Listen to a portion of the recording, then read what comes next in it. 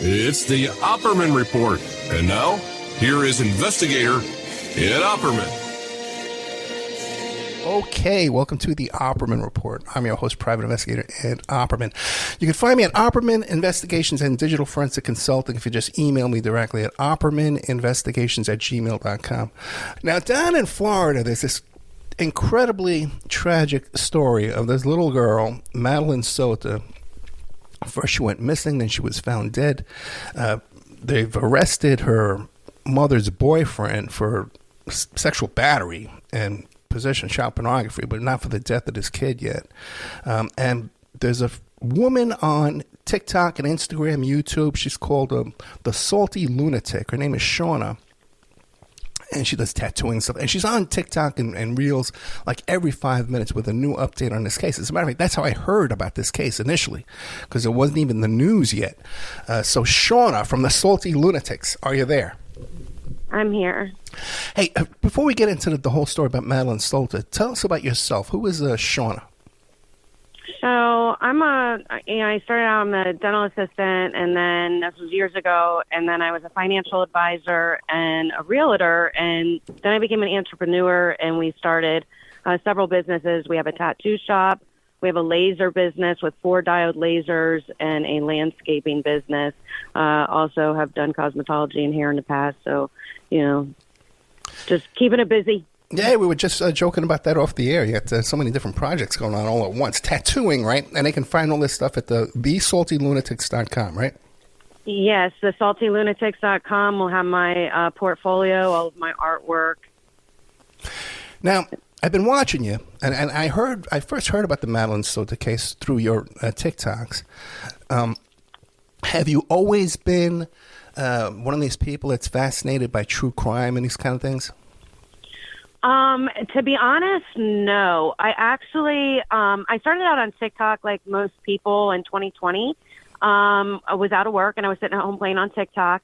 I have had over 85 accounts. My highest, I had 125,000 followers over on Clapper until I got permanently banned off of Clapper for going to the Donald Trump rally on January 6th. So they completely banned us from the app, me and a couple of my friends, for going to that rally. So then I went back to TikTok. I've since had several accounts. I often talk about things that the media doesn't want to talk about. That's a lot of time what I end up finding. It upsets me when I find out things and the media doesn't want to talk about it, and then it just makes me want to talk about it more. And it's some sort of drive in me that says, you know what, they're not talking about that, so I'm going to talk about it. So I find all the things out there that I can find evidence on that the media is like, no, we're going to ignore that. Yeah, well, I feel your pain there. Okay, that's how I got started in radio 10 years ago, trying to expose some light on some stories that I had firsthand knowledge of, but then only to now just be so disappointed because even people in the so-called alternative media, I find, are also carrying water for certain forces out there.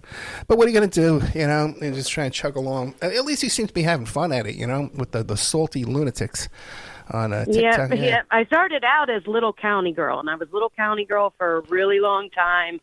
And then, a lot of people, harassing me and stuff because, again, I'm talking about the things the media don't want to talk about. So when you do that, you end up getting a lot of haters. And so I finally just owned it and was like, you guys are going to call me crazy, then I'm going to go ahead and just own the thing. And I turned it into a enterprise of businesses. And now we are the Salty Lunatics, and we have several businesses under that name. And it's just my way of just laughing at the trolls, But this is your first true crime fascination? This is in my backyard, so yeah, this is my first true crime investigation type thing. Yeah, it's in my city. It's I don't want this shit in my backyard. Right.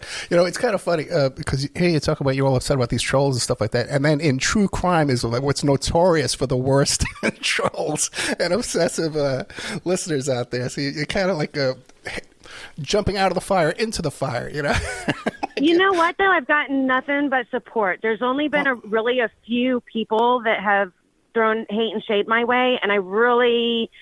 they're sus. They're troll accounts, the name, whatever. Okay, well, we've been laughing, okay, but this is really, my God. And like you said, this is close to home for both of us. I just moved to Florida myself.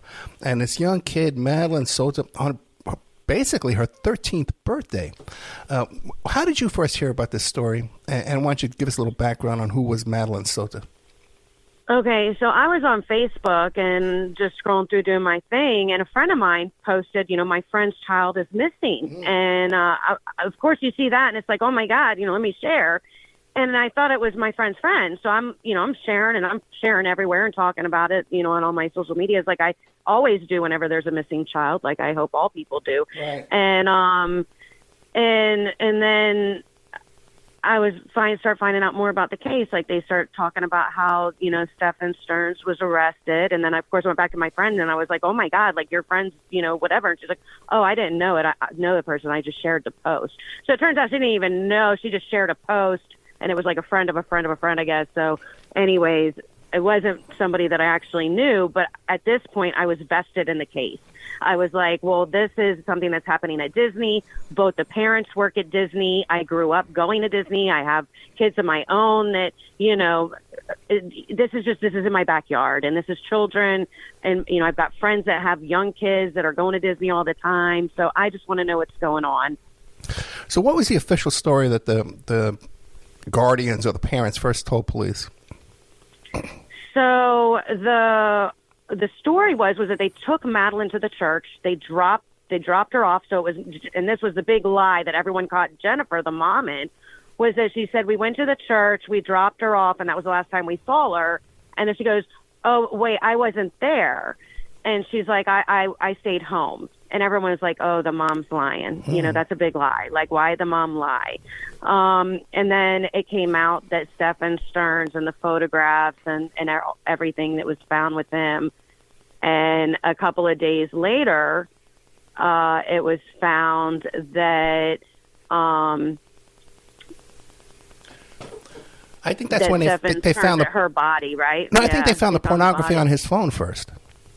Yeah, they definitely did. They found all the stuff on his phone. I don't even want to say the word. I don't even want to think about what he did to her and what was on that phone. It's very hard for me to phrase that and think about that. Sorry. Now, what was the relationship between Stephen Stearns and the mother? That's a good question. So Stephen Stearns is a boyfriend of the mother. Okay, and this goes really deep. So I went down a rabbit hole. So when I found out about Stephen Stearns, he went and basically took Madeline's body over to where her memorial is. And if you look at the map where the memorial is and from where Stephen Stearns is, the memorial is quite a distance from his house. So he took the body, they found the body, they found all this stuff on his phone. He was arrested for the things that he did to his child were beyond. I mean, you're talking years of abuse. Yeah. He took pictures, he was uploading pictures to his phone. And he had a Reddit account, and he had, he was interested in Tamagotchi. He was very, very into Tamagotchi. Tamagotchi, you can go online, and you have this little toy. It's like a toy pet that you wear on your hip. And when you go walk around the neighborhood, you can see what other kids in the neighborhood also have a Tamagotchi toy. And you can contact them through your Tamagotchi toy, and you guys can play in a little Tamagotchi land. And it's very disturbing to think that this grown man has this Tamagotchi toy and is potentially walking around neighborhoods looking for other children. Now, he talked about things on Reddit with other kids. He had this thing where he was like Sustenance on Reddit. That was his name. And he was on this platform talking to teenagers and kids. So this was something that he was into. The things that he had on his phone, victims, not just Maddie, there were other victims. So this is highly suspicious. Now, 3 days after Stephen Stearns is arrested, there's a guy right down the street by the names of James Cox who's arrested. Okay, so James Cox gets arrested. Him and his son together are making child pornography. So they're making it inside the house.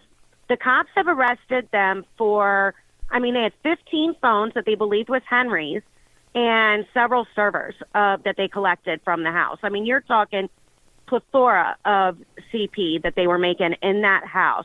So Henry, the son, he works for DCF, okay? He commits suicide during the raid, all right? So what the media isn't telling you, and they're not going to tell you, is that The other son, there's another son. Now, he wasn't at the house that we know of, but I don't know, when or if or how often he goes to the house. We found his social media. And on his social media, him and the brother and the dad, they're very close. I mean, they go to ball games together. They hang out together all the time. And he had somebody come out to me, had sent me a message, said that they used to work for the other brother at the Department of Corrections because the other brother was her supervisor. He's the warden of the Department of Corrections of Okeechobee. So the brother's the warden. Then I come to find out that, well, actually, I found out first before I even found out who the brother was. I found out because somebody on Facebook says, Maura Cox O'Toole is James' daughter-in-law.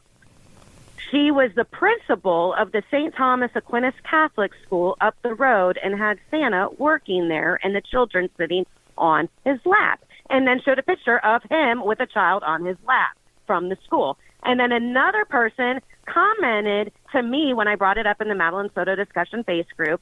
She commented on my thing. It was a friend of mine, and she lived in the area, and she said, this is so disturbing. The school has not even notified me, and I am finding this out through Facebook.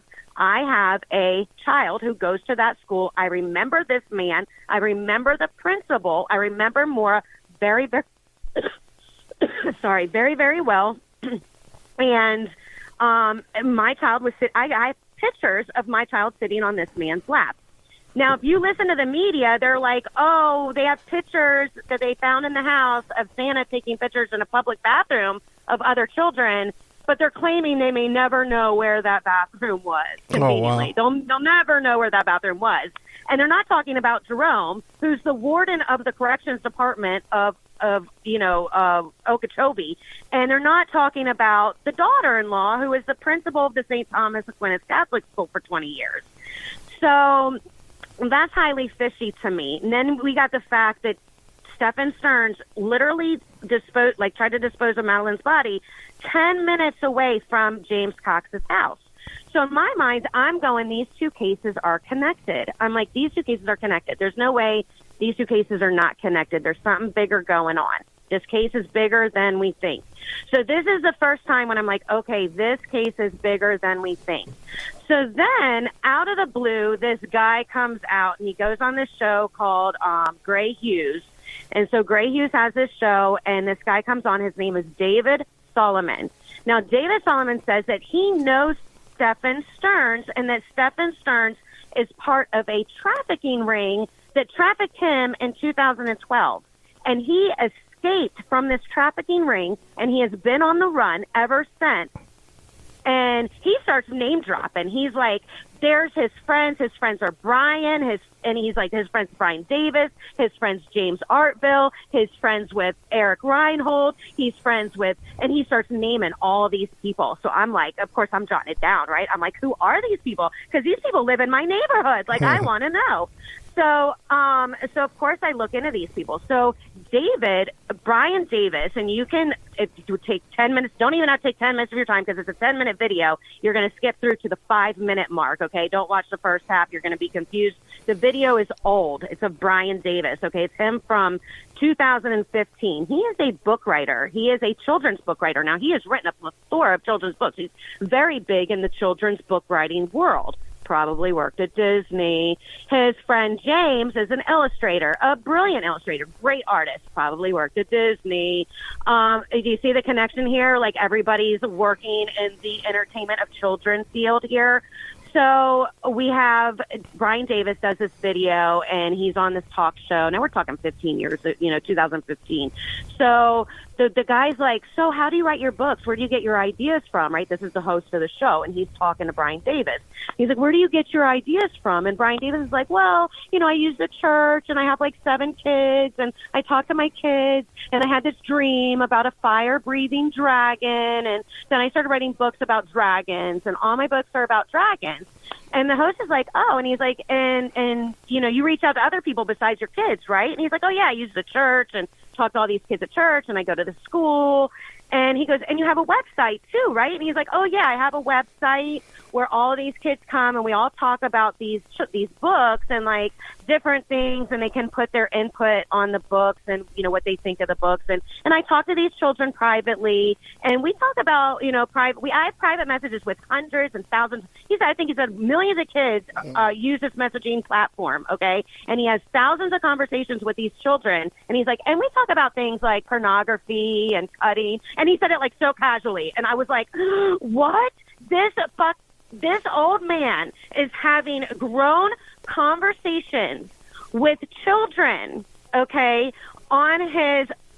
So of course, I check out this website and I go log in. I mean, you can go on his Wikipedia, and down at the bottom of the Wikipedia, you see like how he's created this whole website thing. Like, it's huge, and you can go on there and you can create a whole account, and you can see where you can go private message them. It's still up and about. This is from 2015. This guy has been around, and frequently he travels around the country doing book signings and going to different churches. Okay, but wait, So what's his connection to all this again? This is supposedly Stephen Stern's best friend. Oh, really? Okay, this is a guy that trafficked David Solomon. So David Solomon says he is a victim of Stephen Stern, the guy who is a prime suspect for killing Madeline, the guy who was arrested for having the stepfather who had all the child porn. Gotcha. So this is another kid comes out and says he's a victim. This is a guy that's saying he's a victim of Stephen Stern. So he drops this guy, Brian Davis's name. So then you look into James Artville, okay, and it's just a sketch, like the stuff that he's doing, and he's promoting Brian Davis, and they're in it together, and they're all part of the church together. Well, these guys come out and do a live interview. They want to clear their name. But when they come on the live, they basically confirm Solomon's whole story. So according to James, the mom had cancer. His story's not straight because he keeps going back and forth. The mom is the mastermind of the whole plan, and David's just harassing them. That's his story. But he can understand where David might think that he was trafficked because they did take him in a white van. They did take him and from his mom. His mom had cancer, but they did it with the church, and they did it because they were doing it for good reasons, because they wanted to spare him from seeing his mom suffer from cancer. So they took this boy and they went up to Seattle with him in a matter of days. And his excuse was that they were afraid of the father. And I'm like, what do you mean you're afraid of the father? Didn't you have permission from the father to take the kid? Why are you afraid of the father? So they run to Seattle. He says, we tried to get new documents for him and everything. And when we tried to get new documents for him, we realized he was lying to us about his age. Well, you screwed up and you thought you had an underage child, and you didn't, because David wasn't 17 like they thought. He was actually 19. And it wasn't until they went to get the documentation that they found out that he wasn't the 17-year-old that they thought. But they're like, oh, in their story, wait, let's slow down for 1 second here. Are you in touch with David Solomon? Oh, yeah, I'm in direct contact with him. Now, what about now? I'm really hoping, okay, I'm at the edge of my seat. I'm really hoping that this is not going to turn out to be the same church where they dropped this kid off that morning, is it? Okay, so just keep listening, okay? So just keep listening, all right? So the story, I'm taking you along the path that I took. So you guys are going to come get the discoveries as I got them through my story, okay?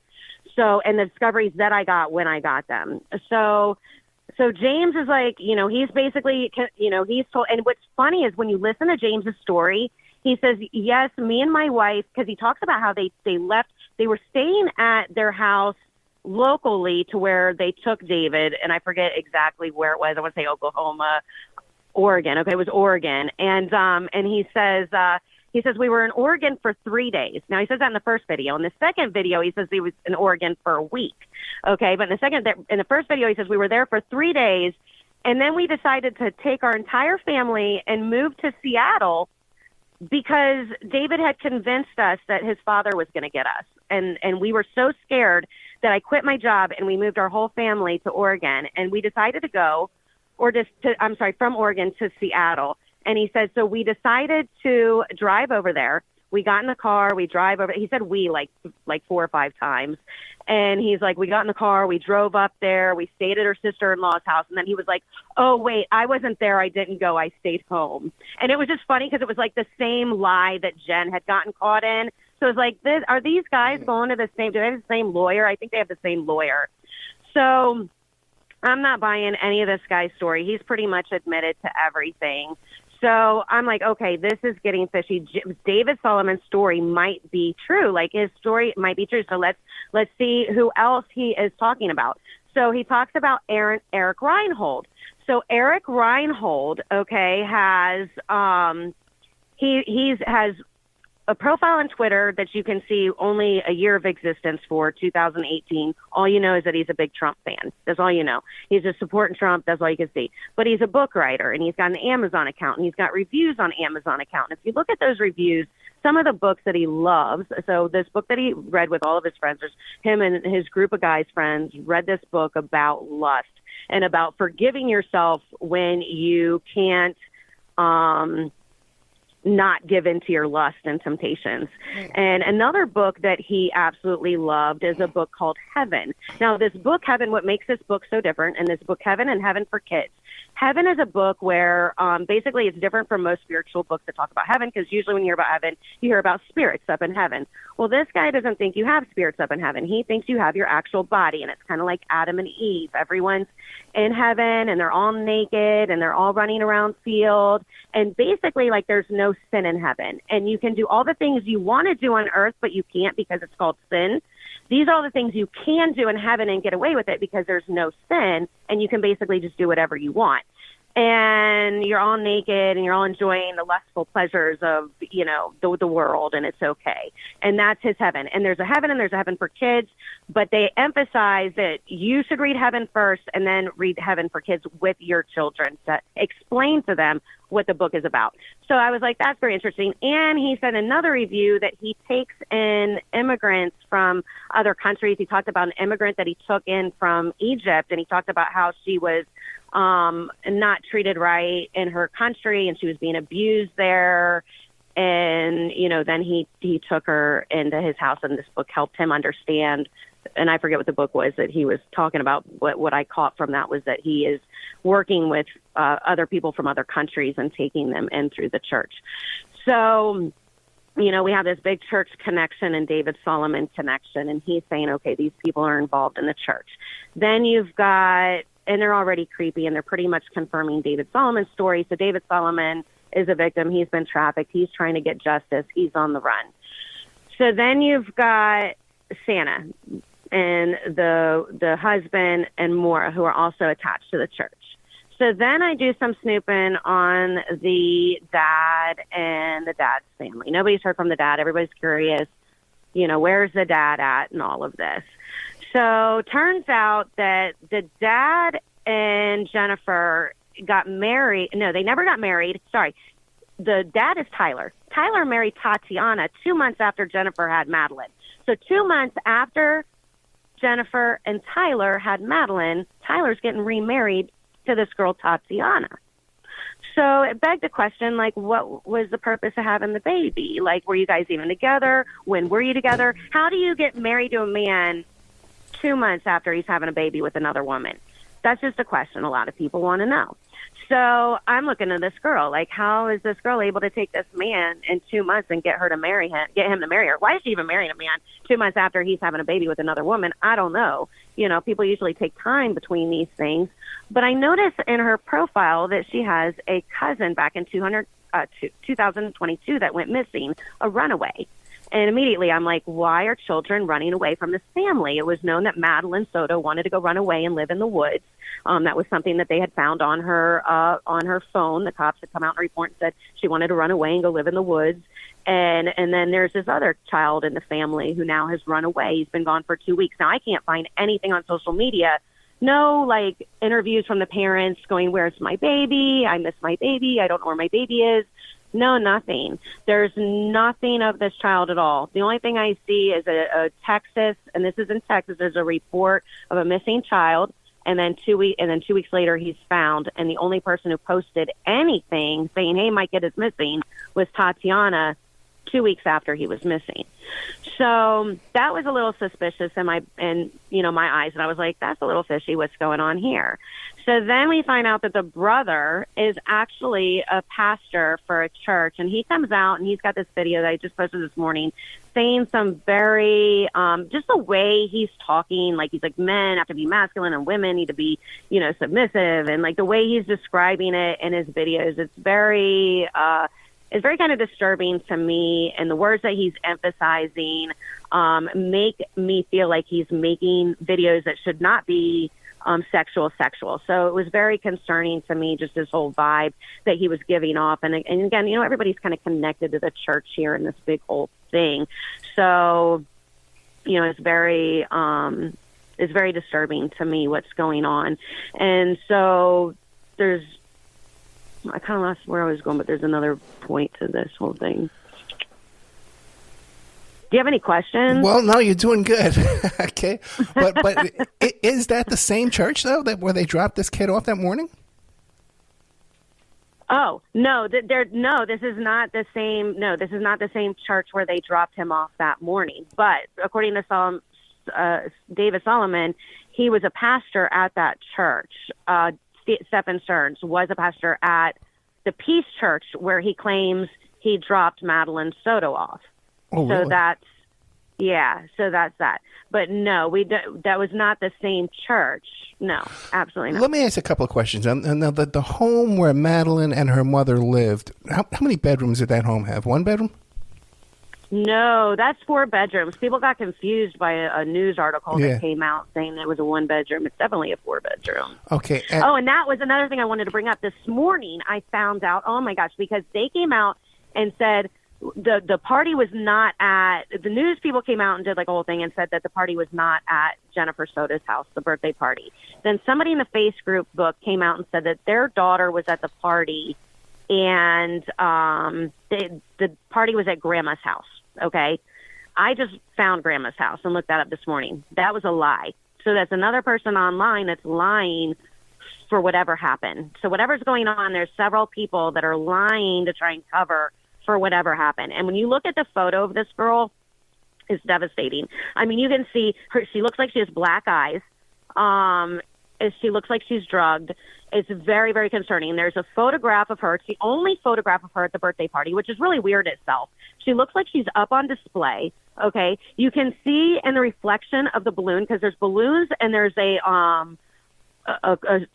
door, a glass door that opens up to a pool in the back. And the glass door has reflection in it. In the reflection, you see 4 men.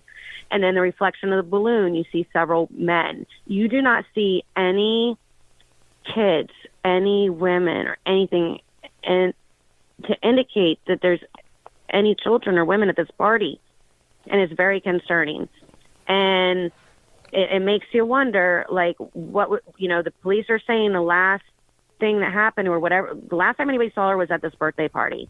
The next thing they see is the next morning, they see Stephen Stearns returning to the Soto house with Madeline's body in the car. He was seen dropping off he threw away her laptop and her backpack, her school book backpack, in the trash, I guess, outside of, the school or house. No, it was at the apartment where they lived. I'm not sure.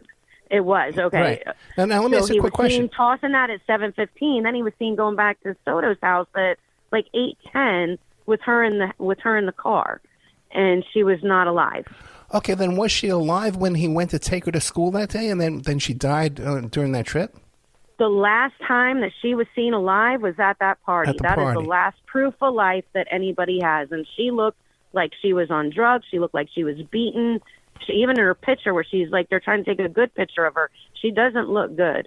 And she looks like she's got black eyes. It's sad. She looks pale. It's very concerning. And it's the only picture of the party. There's no other kids around, so something happened at that party. And even detectives are coming out. You're seeing all these body language detectives and, experts coming out saying that something happened at the party. According to the body language of Jennifer Soto and Stephen Stearns, something happened at the birthday party. Oh, and all this is on the Facebook. Reducing it all down to. This is on the Facebook. This is Madeline Soto page on Facebook? Group. Yeah, I get a lot of the information on the Madaline Soto Facebook discussion group. Okay, so now if something happens at the party, then or she dies at home that day, and he takes her out to the church area, then back, and he dumps off her stuff, and the body's still in the car.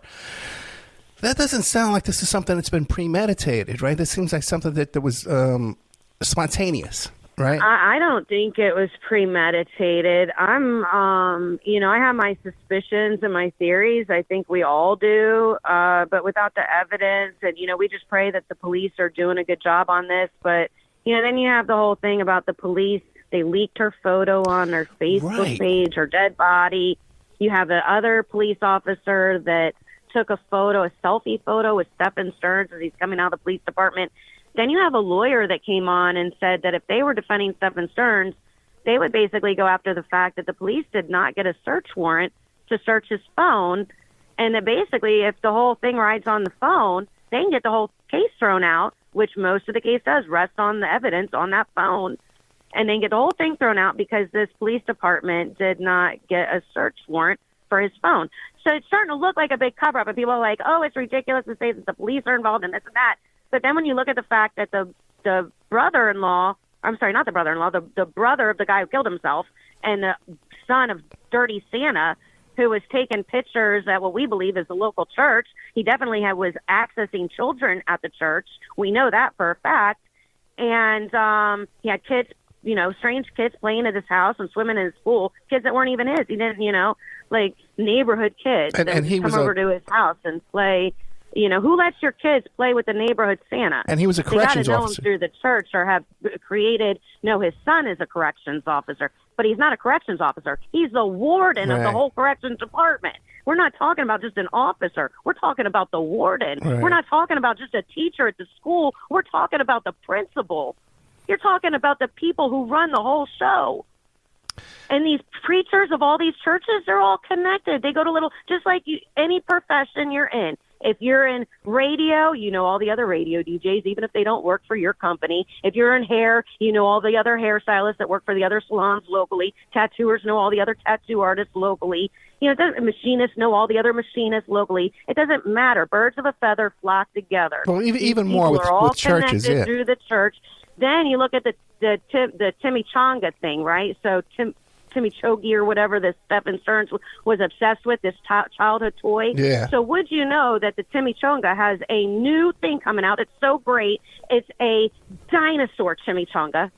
No, I'm sorry, dragon. No, dragon. That's the thing. It's dragon because Brian, right, our other writer guy, what's he obsessed with? Dragons. He wrote this book about dragons. This whole book series is all about dragons. The Brian guy, the head of this whole thing, according to David Solomon. And again, these people are the people that write the books that children read. They're the people that make the toys that children play with, okay? So, yeah. Well, let me ask you a couple questions. Stephen Stern, they had a childhood friend of his. I saw an interview with him, and he was talking about how Stephen Stern thought he could preserve his semen. He would ejaculate into little jars. And oh, my God. Yeah, that. Oh, so gross, isn't it? Right, and he thought he could take those little jars, and he had a bunch of them, and give it to women's food, and they would get pregnant by ingesting this.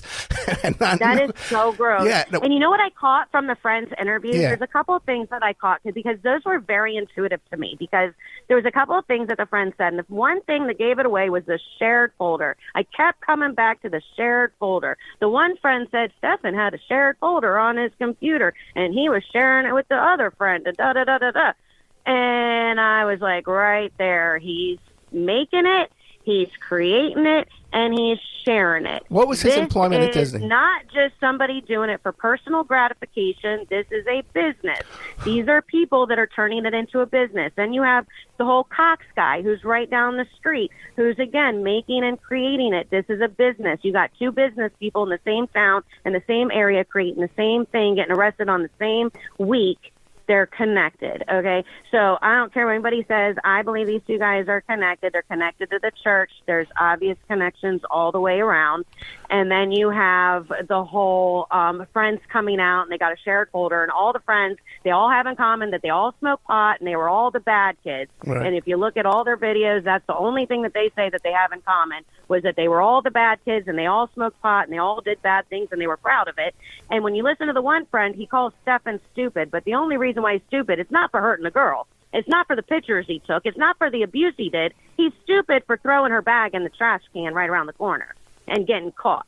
And that tells me everything I know with the shared folder. And the mom's covering, too, because Stefan Stearns was paid, the friend was paid off by mom. So mom knows, grandma knows, everybody knows grandma knows because she's suspicious as anything. And she said the friend came out and said the party was at grandma's house, and I did evidence this morning, found grandma's house and looked at the pictures, and I promise you that party was not at grandma's house unless she painted her house, got a new roof, and planted a tree, and the neighbor put in a fence all in the last couple of weeks since Google's updated their services. Okay. It is not the same house. We're talking to Shauna from the Salty Lunatics. You can find her on TikTok, YouTube, and Instagram, and she has a website called BeSaltyLunatics.com? Yes. Okay. Yes. Now, there's some other stuff here, too. You hear these stories that Stephen and the mother were broken up, but he was still staying over there, and they weren't sleeping on the same bed. But that also, too, that Madeline was afraid to sleep alone in a bed. Do we know what the sleeping arrangements were in that home? It's scary to me to think because there was rumored that the mom worked nights. So the mom couldn't go to the birthday party. So the mom wasn't there and she couldn't go because she worked nights was what was rumored. And then the grandma says that Stefan Stearns lives in the house, or no, they all says that they live in the house, but the grandma says that Madeline can't sleep alone, right? She said that in her interview. Madeline can't sleep alone. Well, if Jennifer works nights and Stefan Stearns lives in the house, who sleeps with her? Who does the grandma think sleeps with her if she knows her daughter works nights? So what does the grandma know? It's like the grandma knows, and she's like basically telling us like what's going on, like low key. It's all highly suspicious. I think they all knew. I think they all were abusing her. I think it's a big, huge trafficking ring connected to the church. I think they're trafficking kids to the border. You got David Solomon, who says he alleges that he was trafficked to Canada. Then you've got this family who's got, half of the family's in Texas. That's convenient, right? Right there in Texas. What's going on in Texas? They're all connected to the church. It's like this polygamy cult, trafficking, and they're all connected. It's just the hole just gets bigger and bigger, deeper and deeper, and it's a lot of videos. But if you could watch them all, you'll connect all the dots and see it very clearly. Now, Stefan Stern, what was his employment at Disney? What's his employment in general? First of all. He worked at, this is scary too. So he worked at Disney, and he was getting the kids on the ride for the Imagination. I believe it was Epcot, actually. He was helping the kids get on the ride, the Imagination, the Figment Imagination ride. And so he not only worked at the entrance helping the kids on, but he, went into the ride and helped, the kids out in the ride and stuff like that. And then that's not a very high-paying job. Do we know of any other source of income this guy has? Oh, no, it was actually said, like, even the friends were like, we don't know how he's making money. Yeah. He always has money, and, I thought maybe the mom was giving him money. But one of his charges said, I don't know if I'm allowed to say this on radio, but it was bestiality with a child under 5 is what it was one of the listed potential things that he was being charged with. And it just, and it just got me worried about the dogs. His mother had a poodle grooming service, and the wife at one time had a dog sitting service where she was, her and Stefan, of course, they lied, and they had, and here was what was really fishy. So Stefan Stearns, after he was caught. So on the Rover website where she was a pet sitter, there was a review from Stefan, and it said, Jen is such a great dog sitter. She watched my dog, Coda, and or Sailor. I think it was Sailor, actually. And because he had 2 dogs, Sailor and Coda. And he goes, she watched my dog, and it was so great. And then later, after Stefan Stearns was arrested, Jennifer changed her social media profile. So she changed her name on social media from Jen to Stephen Stern's dog's name. Bro, if you're... After he got arrested. After he got arrested. If your man is arrested for molesting your child, are you going to change your social media profile to his dog's name? No, I mean, Shauna, wait, Shauna, are we 100% sure that these are his dogs and that the dogs' names aren't made up or perhaps her dogs? He claimed it was his dog in the review on the thing. Now, it could have been made up, but here's the thing. If you watch the interview with Jennifer Soto, there's a point where she stops in the interview, and it looks like she's smiling, and she's waiting for there's something in the background going off. It's a dog feeder. A lot of people question, is it a parrot? Is it this? Is that? It's a dog feeder. And if you listen very carefully, it's Stephen Stearns and Madaline Soto together going, Taylor, Coda. Oh, really? One of the voices is very deep, and one of the voices is very high. So it's both of them together. It's a recorded thing. So it was all figured out that through the internet sleuths, because I have a lot of internet sleuths that are working with me, and I got to give credit to them because there's so many. Shauna, that could be her dogs then. If they're both in the same house and the dogs are at her house, that could be her dogs. It could be her dog. I'm only going by his admission on her page. So by what he claims, it was his dog. Gotcha. And to me, that's just sus. That's just such. I don't know whose dog it was. I only have their testimony to go by. So by what they're let's not get too caught up in the time. You know what I mean? I know, I hear you. But now I only have the evidence to go by. The mother's this is what I've got. I know, but the mother's income, she's not supporting her lifestyle at this condo gated community here on a dog sitter salary, right? What? None of them are. You look at Santa's house. Santa's living bokeh, man. He's living. Tell me Santa makes that much money that he's living in this house over on Countryside View Lane, man, because those houses those are over $500,000 homes. These people are banking. They're this Disney Pleasure Island people. You ever watch Pinocchio? Oh my gosh, the whole movie's about trafficking kids. They're the Disney writers. This is what these people do. They write movies for the children, and they write all about it because they have to tell you what they're doing. They can't just do it. They got to tell you. You guys throw it in your face. They think they're getting away with it right under your nose. What? Pinocchio is all about human trafficking to Pleasure Island and trafficking children. That's what Disney does. That's why they had that whole Pleasure Island theme park that they opened up at Disney. Wait, so now is that when you were saying off the air? When you were telling me off the air that there was a connection to Little St. James Island, the Jeffrey Epstein Island? What connection is that? It's just Disney and the whole. It's all enough for me. That's enough. That's enough for me. I think it goes bigger. I think we will find. I don't have any proof that it goes to Epstein Island right now. I just think it does. That's just me. My suspicions. When I told you that, that's just me and my suspicions and what I think. Well, you want to know what? Hey, listen. So far, but this is definitely huge. We've got leaders of churches. We've got leaders of police departments. You know, the corrections office. You've got leaders of churches that travel around the country. Right. You've got events taking place in Texas and Washington State next to Canada and in Florida. You know, all in areas that are next to waterways that can easily.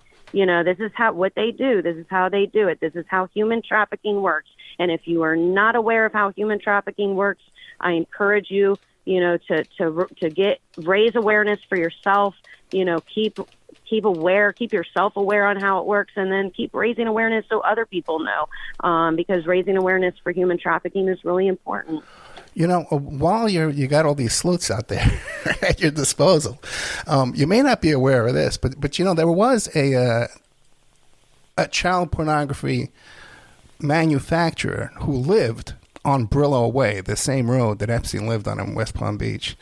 Lived in an apartment in that area, so it shouldn't be too hard to find. I found the address before, and he killed himself too during a raid.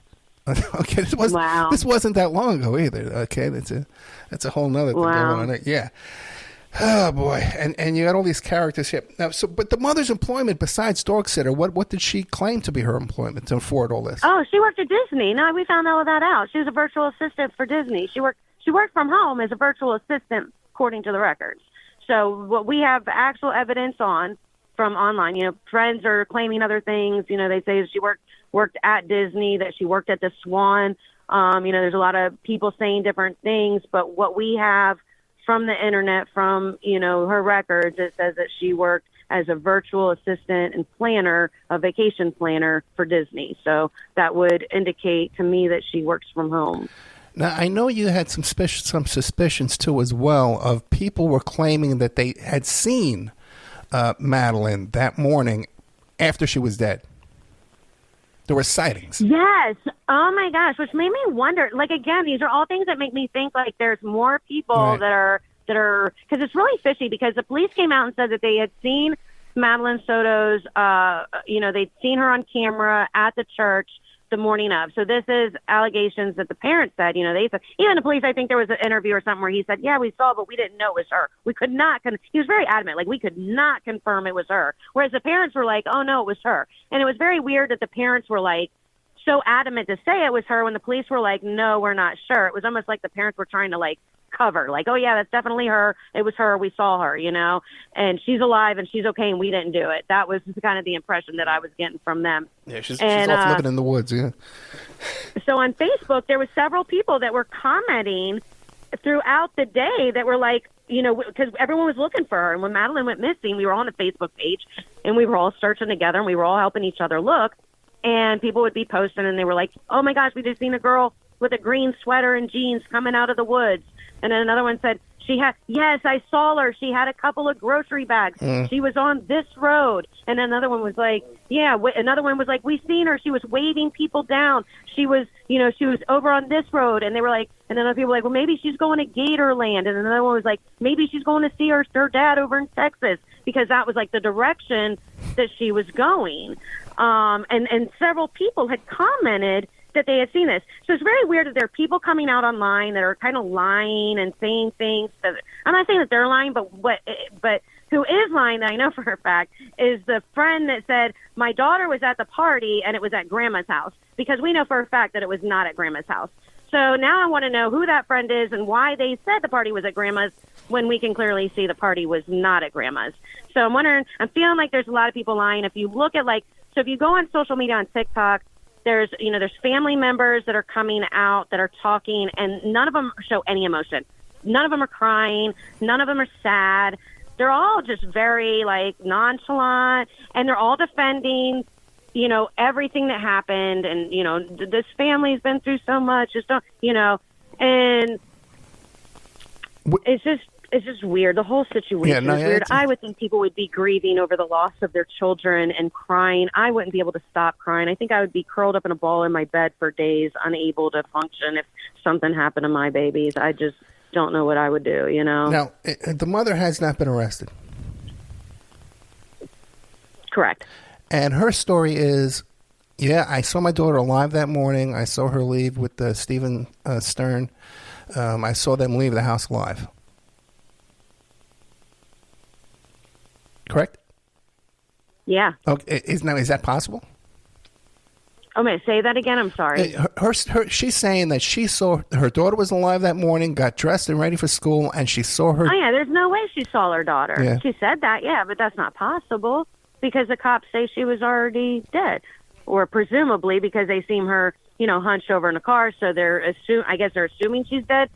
I don't know the facts on that, because I've heard different reporters say different things.